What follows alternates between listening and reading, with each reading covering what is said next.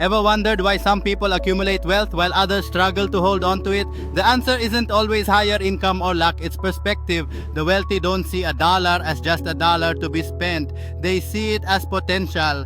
Each dollar is a seed with the power to grow into something greater. Before making a purchase, they pause and ask, what could this dollar become if I invested it wisely? Could it generate more income, open new opportunities, or build lasting security? This simple shift changes everything. Instead of seeking instant gratification, they focus on long-term outcomes and possibilities.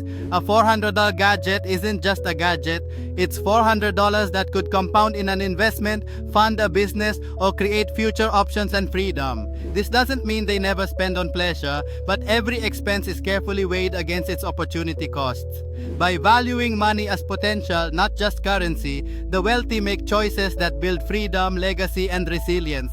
Adopting this mindset puts you on the same path, turning every dollar into a stepping stone toward your goals and financial independence.